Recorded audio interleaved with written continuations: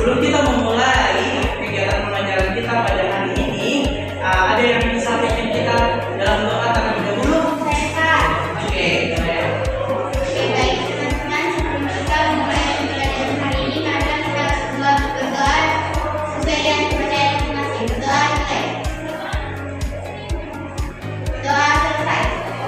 Oke, terima kasih Ananda. Nah, sebelum kita mulai kegiatan selanjutnya, saya mau absen terlebih dahulu. Oke, baik.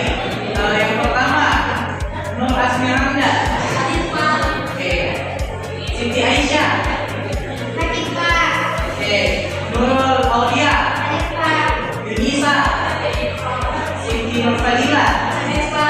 Oke, baik. Semua ya. Oke, baik anak-anakku sekalian, sebelum kita memulai proses pembelajaran, saya meminta untuk kita mendapatkan esprit terlebih dahulu. Boleh? Oke, baik. Kalau saya bilang siang, tentunya 1, malam 2, sore 2, malam tidak ada. Boleh? Oke, siang, malam, salah, belum fokus. Oke, kita lagi. Siang, sore, malam, malam, sore, siang, malam. Oke, fokus. Oke, nah sebelum kita memulai kegiatan pembelajaran, ada yang masih ingat pembelajaran apa minggu lalu? Ya, apa? Konflik. Baik, pembelajaran minggu lalu yaitu konflik. Nah, kira-kira ada yang tahu apa itu konflik? Oke, baik. Konflik itu adalah pertentangan. Oke, betul sekali. Konflik itu adalah pertentangan. Nah, sebelum kita masuk kegiatan pembelajaran, coba lihat dulu apa yang akan kita bahas hari ini. Kira-kira pada pembelajaran ini, kira-kira apa yang kita akan pelajari hari ini? Coba dibaca. Kasusnya itu di Desa Sengkang, terpidana tempe tinggal aman diterinspirasi oleh ibunya, Ibu Dale, di mana seorang Banyanun ulung. Nah, sejak kecil Amang terpesona oleh suara alat tenun dan motif kain Bugis yang kaya makna seperti bombang yang melambangkan kehidupan. Mulai memasarkan kain tersebut ke kota-kota besar dan mancanegara. Keberhasilan Amang dan laki-laki menginspirasi perempuan lain di desa untuk belajar menenun dan mengembangkan yang kearifan yang ada di daerahnya. Nah, kira-kira dari contoh kasus ini, pembelajaran apa yang akan kita pelajari hari ini? Iya, Pak. Pemberdayaan. Apa lagi? Ya. Kearifan lokal.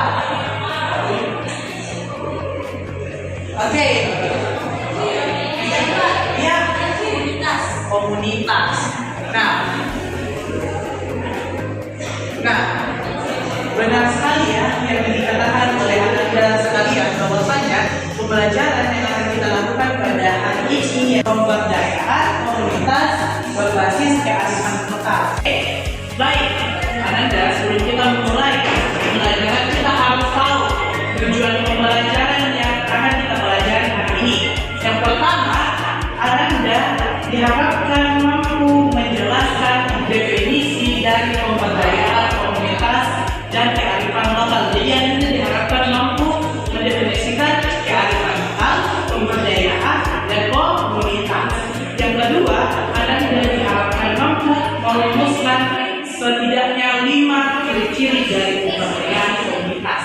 Dan yang ketiga, Anda diharapkan mampu membandingkan dan menilai 3 unsur-unsur dari pemberdayaan komunitas dan 3 unsur-unsur dari kearifan lokal. Nah, ada yang tahu apa itu pemberdayaan? Oke, baik.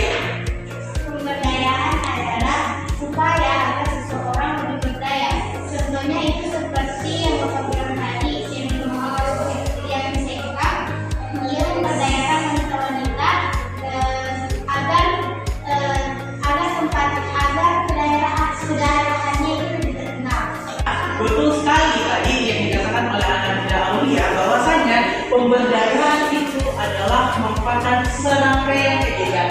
yang dimana bertujuan untuk memperkuat dan mengoptimalkan serta memberdayakan, di mana dalam artian kelompok lemah dalam masyarakat termasuk di dalamnya.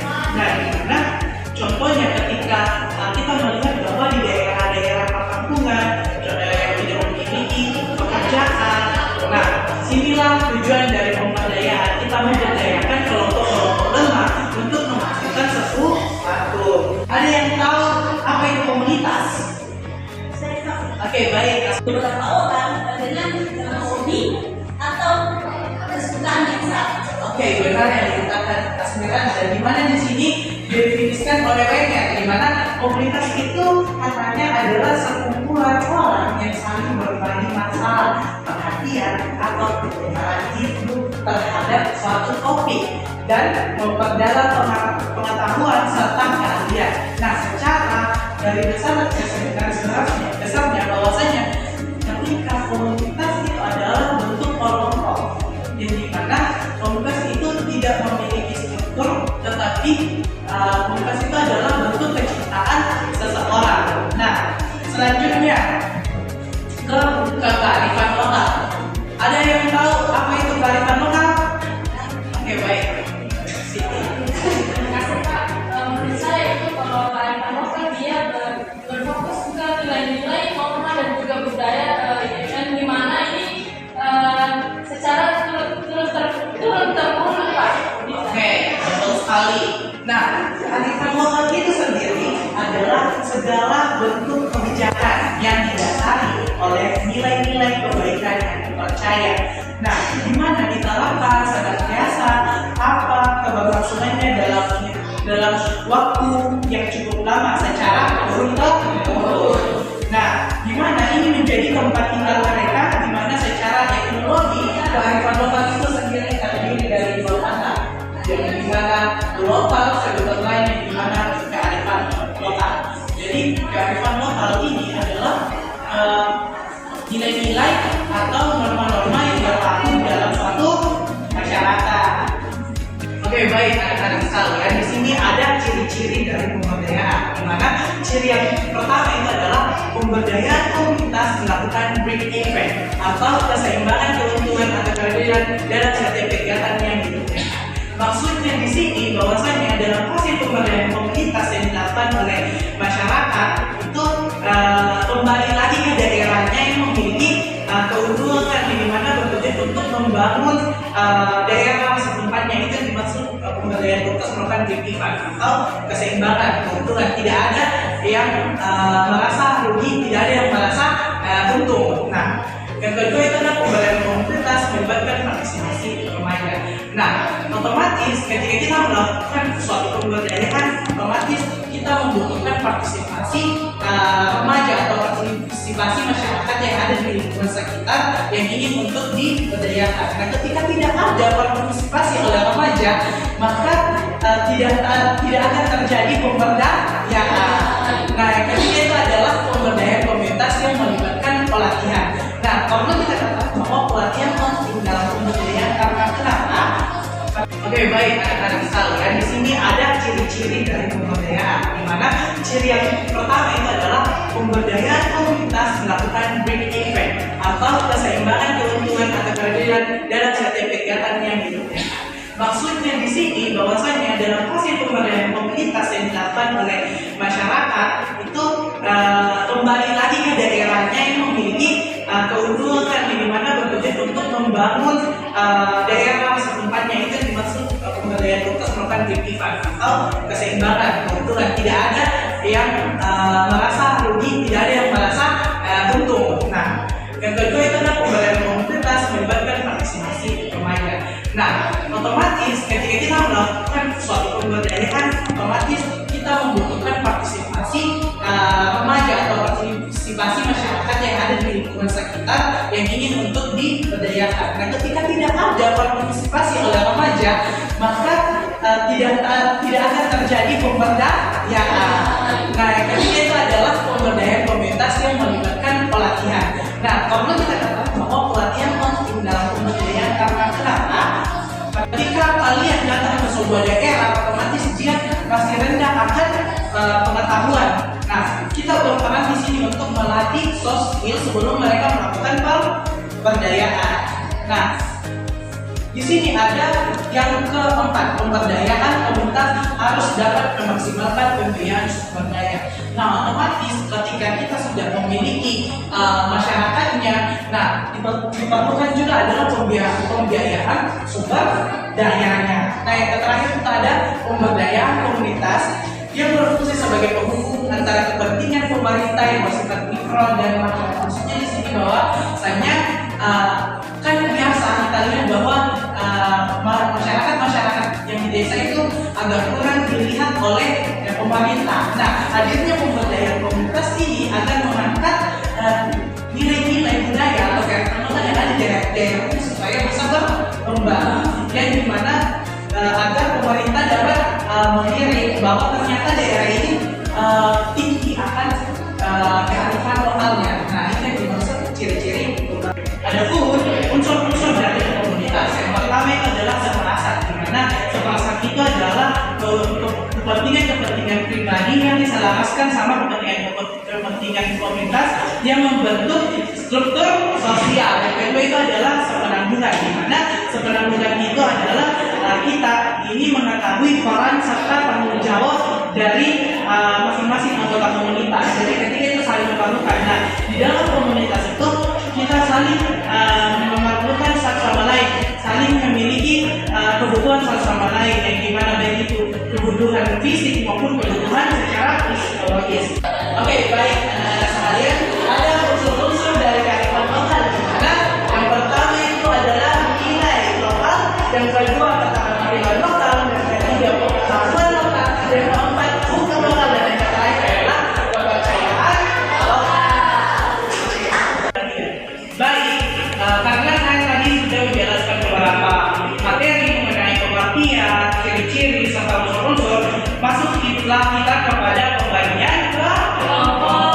Oke, nah kelompok yang pertama yaitu kelompok barisan depan. Kelompok yang kedua itu barisan belakang. Nah, adapun tugasnya yaitu mencari contoh pemberdayaan komunitas di sekitarnya. Boleh? Boleh, Pak. Oke. Nanti setelah teman-teman anak-anak mendapatkan contohnya, nanti dipresentasikan. Nah, pemberdayaannya seperti apa yang dilakukan? Boleh? Boleh, Bapak. Oke, silakan dikerjakan, waktunya 15 menit. Boleh? Boleh, silakan.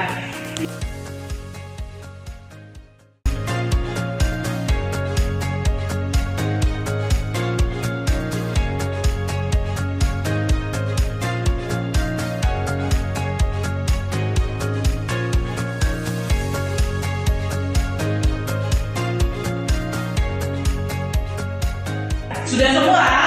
Sudah, Kak. Oke, baik. Kelompok 1 disilakan untuk presentasikan ke depan. Boleh? Terima kasih atas kesempatannya, Pak. Saya perwakilan dari kelompok 1 ingin memaparkan hasil dari diskusi kami berdua. Jadi kami itu mendapatkan pemberdayaan komunitas, yaitu penggunaan teknik pertanian tradisional. Jadi ciri-cirinya penggunaan teknik pertanian tradisional itu yang dimana dia mengadopsi metode pertanian yang telah diwariskan secara turun-menurun, Pak. Nah, seperti pemupukan alami dan pengendalian hama dengan cara organik. Kemudian cara keterlibatan komunitasnya itu petani bekerja sama dalam kelompok tani, terus saling berbagi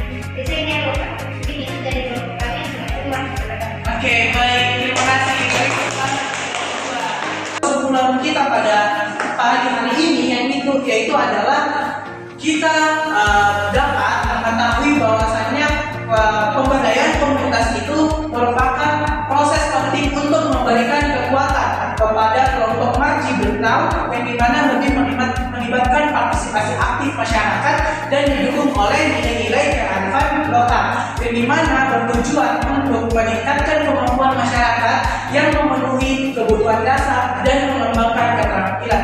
Nah, mungkin itu saja materi hari ini. Sebelum saya menutup pembelajaran, saya meminta kepada adik-adik atau anak-anak sekalian untuk menuliskan refleksi. Nah, di sini ada refleksinya dalam bentuk emoji. Nah, bagaimana perasaan anak-anak dalam menerima materi hari ini? Apakah senang, marah, sedih, atau biasa aja? Boleh tuliskan dan nanti dikumpul di kertas selembar.